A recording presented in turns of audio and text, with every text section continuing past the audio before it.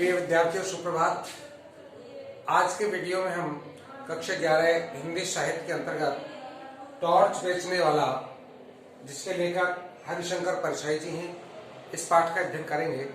परसाई जी का जन्म सन 1922 ईस्वी और मृत्यु सन 1995 ईस्वी में हुआ। हम इनकी प्रमुख रचनाओं के बारे में देखें तो हंसते हैं रोते हैं, रानी नागफनी की कहानी, भूत के पांव पीछे, पगडंडियों का रास्ता, ये इनकी कहानी संग्रह के। इसके अतिरिक्त इन्होंने अधिकतर हम जब देखें तो बहुत ज्यादा व्यंग लेख संग्रह भी लिखा है, जिसमें ठोठो हुआ गणतंत्र या आज आप कहानी पढ़ने जा रहे हैं टॉर्च बेचने वाला, ये भी एक व्यंग है इनका। और विशेषकर हम देखें तो इनकी जो रचना आज आप पढ़ने जा रहे हैं, इस रचना में लेखक ने आस्थाओं का बाजारीकरण और धार्मिक पाखंड जो रचे जा रहे हैं उनका यहाँ पर बहुत खुल्ला एक तरह से उनके ऊपर प्रहार किया है इन्होंने, कि किस तरह से लोग धार्मिक आस्थाओं पर बाजारीकरण कर रहे हैं और धार्मिक पाखंड के रूपरेखा के बीच में रहते हुए किस तरह से लोगों को गुमराह किया जा रहा है, इस बात को यहाँ पर बताने का प्रयास किया गया है। तो सब हम शुरू करते हैं आज इस रचना को। रचना का शीर्षक है टॉर्च बेचने वाला। देखिए, शुरू करते हैं। आप पुस्तक निकालें और देखें प्यारे बच्चों कि वह पहले चौराहे पर बिजली के टॉर्च बेचा करता था। बीच में कुछ दिन में नहीं दिखा, कल फिर देखा, मगर इस बार उसने दाढ़ी बढ़ा ली थी और लंबा कुर्ता पहन रखा था। एक टॉर्च बेचता था पहले किस चौराहे पर, लेकिन वहां वो दिखाई नहीं दे रहा। उसने नया बिजनेस, नया व्यापार शुरू कर दिया, अर्थात लंबा कुर्ता, लंबी दाढ़ी बढ़ा रखी है और आ गया। मैंने पूछा, कहाँ रहे जनाब, और ये दाढ़ी क्यों बढ़ा रखी है? तो उसने जवाब दिया कि बाहर गया था। दाढ़ी वाले सवाल का उसने जवाब दिया कि दाढ़ी पर हाथ फेरने लगा। मैंने कहा, आज तुम टॉर्च नहीं बेच रहे हो? तो उसने कहा, वह काम बंद कर दिया। अब तो आत्मा के भीतर टॉर्च जल उठाए, ये सूरज छाप टॉर्च अव्यर्थ मालूम होते हैं। जो पहले मैं सूरज छाप टॉर्च बेचा करता था वो तो सब बेकार थे। अब तो मेरे अंदर, आत्मा के अंदर टॉर्च जल गया, आत्मा का टॉर्च बेच रहा हूं। देखिए किस तरह से। मैंने कहा, तुम शायद संन्यास ले रहे हैं। जिसकी आत्मा में प्रकाश फैल जाता है वह इसी तरह हरामखोरी पर उतर आता है जिससे दीक्षा ले आए। मेरी बात से उसे पीड़ा हुई और उसने कहा कि ऐसे कठोर वचन मत बोलिए, आत्मा सबकी एक है।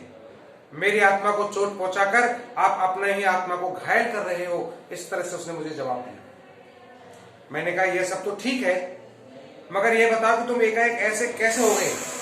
जब ये बात सामने आई कि आप एक दिन पहले आप व्यापार के रूप में टॉर्च बेच रहे थे और आज आप टॉर्च का व्यापार छोड़कर के आत्मा की टॉर्च बेचने का जो काम कर रहे हो, यानी आत्मा के बारे में आप जानकारी लोगों को दे रहे हो, यानी धार्मिक पाखंड आप जो अपना रहे हो, ये इतने ऐसे विचार आपके दिमाग में कब और कैसे आ गए?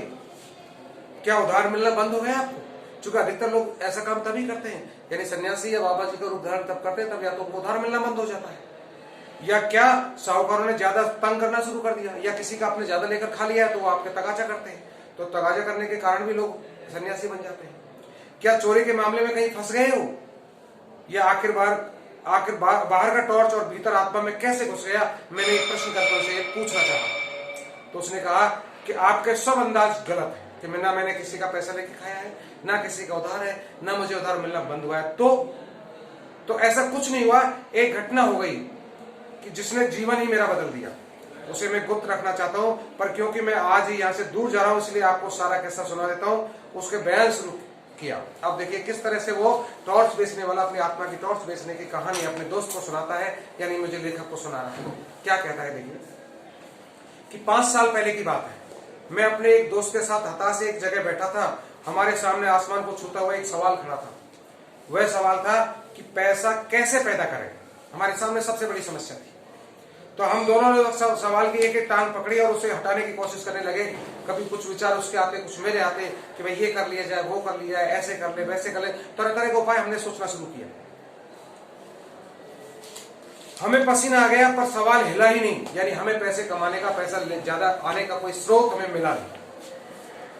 दोस्त ने कहा, यार इस सवाल के 5 जमीन में गहरे गढ़े, ये उखड़ेगा नहीं, इसे टाला जाए, कि चलो इस प्रश्न को ही बंद करते हैं। यानी हमने पैसे के बारे में सोचना ही बंद कर दिया। ऐसा निर्णय हमने दोनों ने ले लिया। लेकिन बात यहां रुकने वाली कहां? हमने दूसरी तरफ मुंह कर लिया, पर वह सवाल फिर हमारे सामने आकर खड़ा हो गया।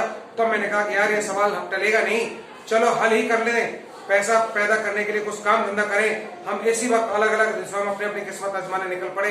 5 साल बाद ठीक उसी तारीख को इसी वक्त हम यहाँ मिले, यानी हम दोनों में पैसा पैदा करने का जुनून हमारे मन में छा गया और हम दोनों 2 दिशाओं में निकल गए कि ठीक है, तुम तुम्हारे हिसाब से करो, मैं मेरे हिसाब से करता हूँ। और 5 साल बाद हमने अपना टाइम लिया। 5 साल बाद हम यहीं आकर के मिलेंगे। हम यहाँ आकर के मिले तो दोस्त ने कहा यार साथ ही क्यों ना चले, लेकिन साथ चलने की हमारी बात बन नहीं पाई। तो मैंने कहा नहीं, किस्मत आजमाने वालों की जितनी पुरानी कथाएं मैंने पढ़ी हैं सब में अलग अलग दिशा में जाते हैं। साथ जाने में किस्मतों के टकरा कर टूटने का डर होता है, इसलिए हम अलग अलग दिशा में दोनों गए थे। तो साहब हम अलग अलग चल पड़े। मैंने टॉर्च बेचने का धंधा शुरू किया और चौराहे पर या मैदान में लोगों को इकट्ठा कर लेता और बहुत नाट के ढंग से कहता कि आजकल सब जगह अंधेरा छाया रहता है, रातें बेहद काली होती हैं, अपना ही हाथ नहीं सूझता, आदमी को रास्ता नहीं दिखता, वह भटक जाता है, उसके पांव कांटों में बिंध जाते हैं, वह गिरता है और उसके घुटने लहलहान हो जाते हैं, उसके आसपास भयानक अंधेरा छाया रहता है। शेर और चीते चारों तरफ घूम रहे हैं, सांप जमीन पर रेंग रहे हैं, अंधेरा सबको निकल रहा है, अंधेरा घर में भी है। आदमी रात को पेशाब करने उठता है और सांप पर उसका पांव पड़ जाता है, सांप उसे डस लेता है, वह मर जाता है। आपने तो देखा ही साहब कि लोग मेरी बात सुनकर कैसे डर जाते थे, भर दोपहर में वे अंधेरे के डर से कांपने लगते थे। आदमी का डरना कितना आसान है। जैसे मेरे को इन बातों को मैं कहता, लोग दौड़े दौड़े आते और मेरी टॉर्च सारी कुछ ही चंद समय में बिक जाती। तो मेरे पास पैसे की आमदनी होना शुरू हो गई। बाहर कर दो बेटे 2 मिनट के लिए, सबको वही रोकना। लोग डरे जाते, तब मैं कहता भाई ये सही है कि अंधेरा है मगर प्रकाश भी है जो अंधकार को दूर भगा देता है। उसी वक्त सूरज छाप टॉर्च खरीदो और अंधेरे को दूर करो। जिन भाइयों को चाहिए हाथ ऊंचा करें। तो इस तरह से मेरे को तो तुरंत टॉर्च के लिए डिमांड हो जाती। साहब मेरे टॉर्च बिक जाते और मैं मजे से जिंदगी गुजारने लगा। वादे के मुताबिक टॉर्च 5 साल बाद में उस जगह पहुंचा जहां मुझे दोस्त मिलना था। वहां दिन भर मैंने उसकी राह देखी, वह नहीं आया। क्या हुआ, क्या वह भूल गया या अब वह इस संसार में ही नहीं है। मैं उसे ढूंढने निकल पड़ा। एक शाम जब मैं एक शहर की सड़क पर चला जा रहा था, मैंने देखा कि पास के मैदान में खूब रोशनी और एक तरफ मंच सजाए, लाउड स्पीकर भी लगे हैं। मैदान में हजारों नरनारी श्रद्धा से झुके बैठे हैं। मंच पर सुंदर रोशनी वस्त्रों से सजे और भव्य पुरुष बैठे हैं। वे खूब पुष्ट हैं, सवारी हुई लंबी दाढ़ी और पीठ पर लहराते लंबे केस, ये सब कुछ उसके वहां थे। मैं भीड़ के एक कोने में जाकर बैठ गया। भव्य पुरुष फिल्मों के संत लग रहे थे। उन्होंने गुरु गंभीर वाणी में प्रवचन शुरू किया। वे इस तरह बोल रहे थे जैसे आकाश के किसी कोने में कोई रहस्यमय संदेश उसके कान में सुनाई पड़ रहा है, जिससे वो भाषण दे रहे थे। वो मेरे सामने पूरा प्रसंग आने वाला है, क्योंकि दूसरा ही दोस्त निकलेगा यहाँ पर। वे कह रहे थे कि मैं आज मनुष्य को एक घने अंधकार में देख रहा हूँ, उसके भीतर कुछ बुझ गया है, वे ये युग ही अंधकार में है, वह सर्वग्राही अंधकार संपूर्ण जिसको अपने उदर में छिपाए है। आज मनुष्य संस्कार से घबरा उठा है, वह पथ भ्रष्ट हो गया है। आज आत्मा में भी अंधकार है, अंतर की आंखें ज्योतिहीन हो गई हैं, वे उसे भेद नहीं पाती। मानव आत्मा अंधकार में घुटती है। मैं देख रहा हूं मनुष्य की आत्मा भय और पीड़ा से त्रस्त है। इसी तरह वो बोलते गए और लोग स्तब्ध होकर के सुनते रहे। मुझे हंसी छूट रही थी कि 1-2 बार दबाते भी हंसी फूट गई और पास के श्रोताओं ने मुझे डांटा।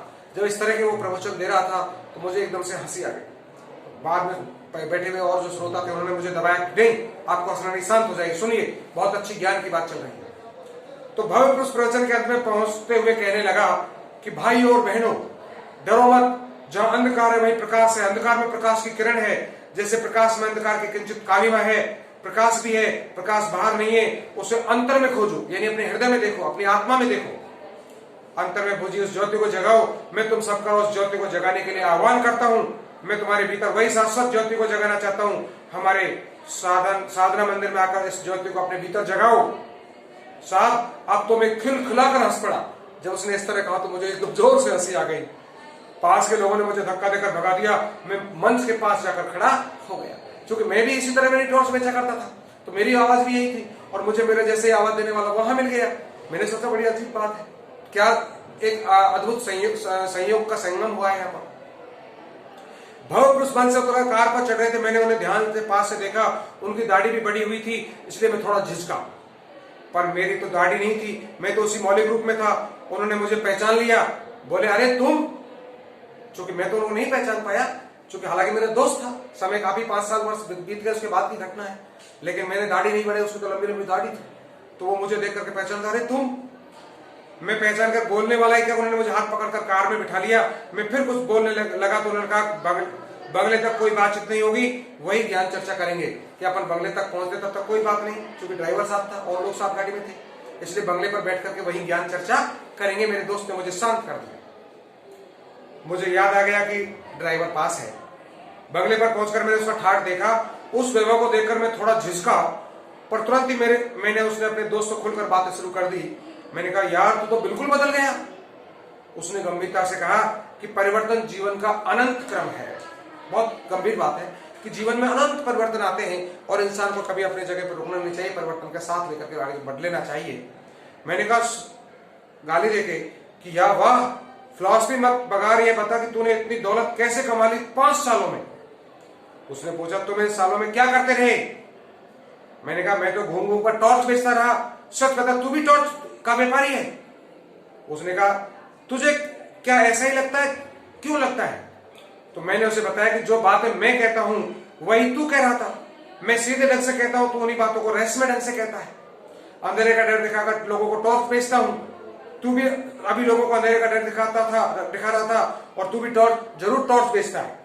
उसने कहा, तुम मुझे नहीं जानते, मैं टॉर्च क्यों बेचूंगा? मैं साधु, दार्शनिक और संत कहलाता हूं। अरे मेरे पास तो कोई टॉर्च नहीं है, मैं तो साधु हूं, सन्यासी हूं, संत हूं, मैं टॉर्च क्यों बेचता हूं? तो मैंने कहा, तुम कुछ भी कहलाओ, बेचते तुम टॉर्च हो। तुम्हारे और मेरे प्रवचन एक जैसे हैं। चाहे कोई दार्शनिक बने, संत बने, साधु बने, अगर वह लोगों को अंधेरे का डर दिखाता है तो जरूर अपनी कंपनी का वो टॉर्च बेचना चाहता है।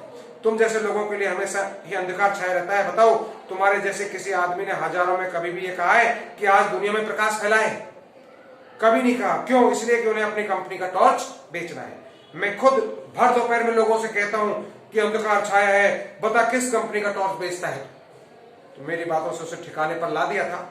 उसने सहज ढंग से कहा, तेरी बात ठीक ही है, मेरी कंपनी नई नहीं है, सनातन कंपनी है। मैंने पूछा कि कहां है तुम्हारी दुकान? नमूने के लिए कहा, टॉर्च तो दिखा। तो सूरज छाप टॉर्च से बहुत ज्यादा बिक्री है उसकी, जो मेरे से ज्यादा बिक रही है। तेरा ये वैभव, ये संपत्ति देखकर मैं इस बात को समझ सकता हूं।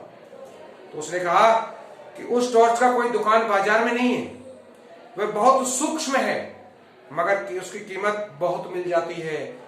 तू 1-2 दिन रहे तो मैं तुझे सब समझा देता हूं। तो शाम में 2 दिन उनके पास रहा। तीसरे दिन सूरज छाप टॉर्च की पेटी को नदी में फेंक कर नया काम मैंने भी शुरू कर दिया। वह अपनी दाढ़ी पर हाथ फेरने लगा, बोला, बस 1 महीने की देर और है। मैंने पूछा, तो अब कौन सा धंधा करोगे? तो उसने कहा, धंधा वही करूंगा, यानी टॉर्च बेचूंगा, बस कंपनी बदल रहा हूं। कहने का तात्पर्य है कि मैं अब टॉर्च बेचूंगा, लेकिन सनातन कंपनी की टॉर्च बेचूंगा, अर्थात धार्मिक प्रवचन देकर के मैं जनता को मूर्ख बनाऊंगा और अपार धन संपत्ति एकत्रित कर लूंगा। इस तरह मैंने भी मेरे दोस्त के साथ अपने दूसरे प्रकार की टॉर्च, दूसरी कंपनी की टॉर्च बेचना शुरू कर दिया। असली जो सूरज छाप टॉर्च बेचता था, उस धंधे को बंद किया, क्योंकि उसमें मैं कुछ खास कमा नहीं पाया। तो आपने देखा इस पाठ के माध्यम से किस तरह 2 दोस्त अपने टॉर्च बेचने के धंधे के में कोई कुछ नहीं कर पाता, लेकिन एक धार्मिक पाखंड और आडंबर के आड़ में खड़ा रहकर के कितना सारा वैभव संपत्ति एकत्रित कर लेता है। तो दूसरा दोस्त भी अपनी जो सूरज छाप टॉर्च बेचता था उस कंपनी को त्याग करके पुनः वही सनातन धर्म यानी कि पाखंड के धार्मिक आडंबरों में आकर के अपना दूसरा धंधा, इसी धंधे में संलिप्त हो जाता है और वो भी अपार धन संपदा एकत्रित कर लेता है। तो इस तरह से आपने ये हरिशंकर परसाई जी का एक व्यंग जो कि धार्मिक आडंबरों पर आधारित है आपने सुना, अति सुंदर है। आप समझ गए होंगे कि वास्तविकता संसार में आज लोगों की क्या प्रक्रिया चल रही है, हमें इन लोगों से बचना चाहिए। इसी तरह ये पाठ समाप्त होता है। धन्यवाद।